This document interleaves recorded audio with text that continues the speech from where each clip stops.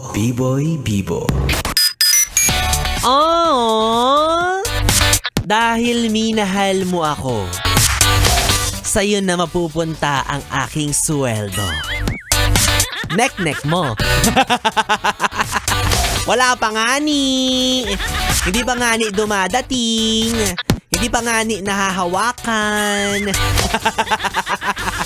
Yes, friend! Isang maulan-ulan, mamasamasang gabi sa mga pagmumukha ninyo. Ang petsa po natin, August 12, diba? Alam ko na medyo pumalakpak ang tenga mo nung narinig mo ang salitang sweldo. Oo, ilang mga muta pa ang gagawin natin. Ilang gabi pa ang itutulog mo bago mo mahawakan ang iyong sweldo. Diba? Ilang tulog pa ba? Anong petsa na? August 12, so meron pa tayong 3 araw. Ano ba naman yan? Aray mo!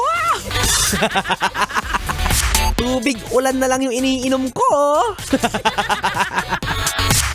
Ay nako, kaya nakakainggit yung mga yes friend natin na, alam mo yun, kahit sumapit ang araw ng kinsenas o hindi naman kaya ng katapusan, ang kanilang pitaka ay hindi nauubusan ng laman. Ay, sana all. Diba? Nakakainggit yung mga ganyang klase ng tao. Yung hindi nila nararanasan yung konsepto ng petsa de peligro. Wala sa mga ordinaryong mamamayan katulad natin. Diba? Wala na nga, hindi na nga uso yung petsa de peligro na yan. Pagkakuha mo ng sweldo mo, yun na rin ang simula ng petsa de peligro. Kasi yung perang makukuha mo ay iaabot mo rin sa Meralco. Diba? Ay nako, kaya nakakainggit yung mga yes pra natin na, alam mo yun, hindi masyadong problema sa kanila ang pera. Sana all naman din talaga, diba? Pero naniniwala ka ba na ganyan talaga ang buhay? Naniniwala ka ba na hindi talaga patas ang mundo at sa iba ibinibigay ang mga bagay na gusto mo? Well, sorry kung sa akin napunta yung pagiging gwapo, alam mo na. Kapal ng mukha, no? Pagiging gwapo tsaka kapalan ng mukha, yun yung napunta sa akin. Charot lang. Hoy, pero ako naniniwala ako na hindi talaga lahat ibibigay sa'yo. Hindi lahat ng gusto mo ay makukuha mo. Oo, sabihin na nating gwapo nga ako sa paningin ng iba. Or gwapo nga ako sa paningin ng aking ina. Pero, di ba, hindi naman napunta sa akin yung pagiging mapera. O, di ba ganun talaga? Oo, kanya-kanyang yan, ups and downs.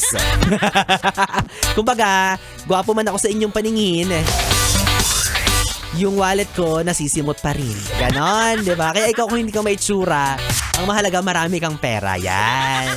Diba? Quits lang. Ano ka ba? Sabi nga nila, what is beauty if your wallet is empty?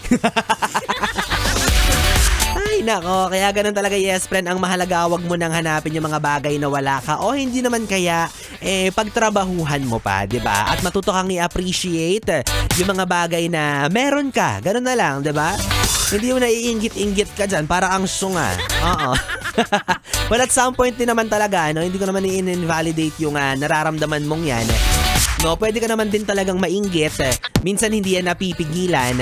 Pero depende na lang kung saan ka dadalhin ng inggit na yan. Diba? It's either gagawin mong inspirasyon yung mga bagay or taong kinaiinggitan mo, or gusto mong lumubog kayo pareho. Ayan. Utak talang ka talaga diba?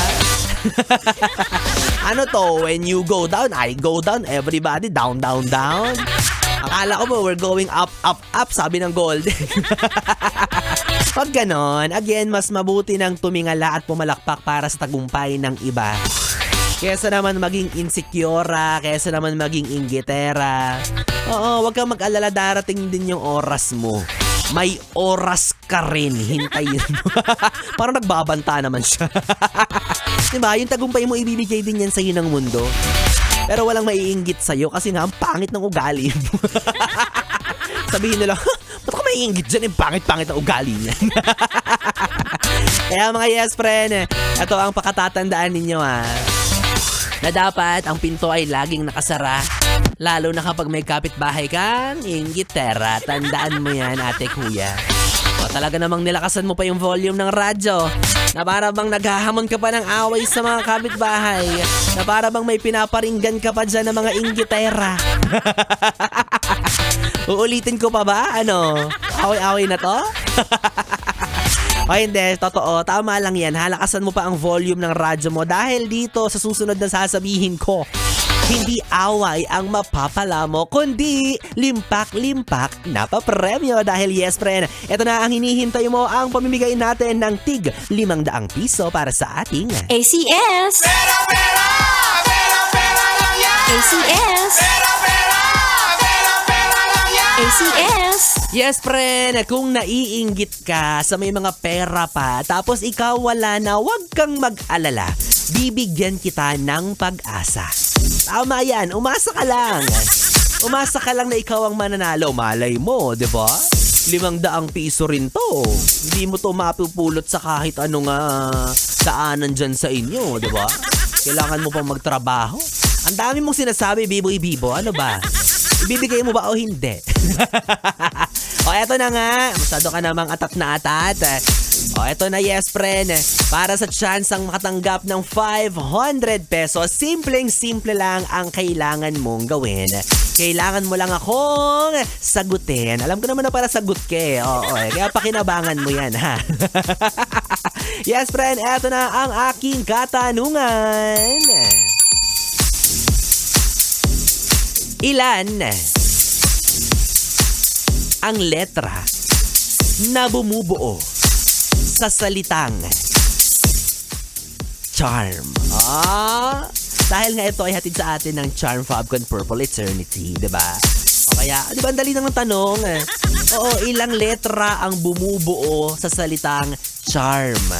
C-H-A-R-M. O diba ako pa mismo nagsabi sa inyo. Pamigay na lang din talaga to. Ewan ko kung di ka pa manalo. Kaya naman yes friend, kung alam mo na ang kasagutan, naku bilis-bilisan mo ha. Dahil ito ay paunahan. Oo, isan mo ang iyong kasagutan sa aking Facebook Messenger at DJ Biboy Bibo, DJ B-I-B-O-Y B-I-B-O. Kalaki pang screenshot na nagpapatunay na nakafollow ka na sa aking Facebook page. Parehas lang yan at DJ Biboy Bibo, DJ B-I-B-O-Y B-I-B-O. Samahan mo na rin ng iyong valid ID. Ito marami nakakalimot dito eh. Tama yung sagot pero walang sinad na valid ID eh. Na para bang gagawin pa akong manghuhula kung totoo ba siyang tao o AI siya. Masamahan mo yan ang iyong valid ID ha. Mas maganda kung meron na ring GCash number. Diba? Para dire-diretso na. At eto pa ha, ito sa mga mahalagang mechanics.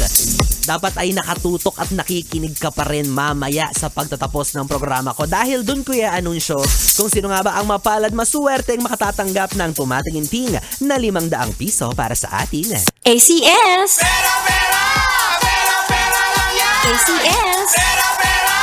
Pera, pera lang yan! ACS!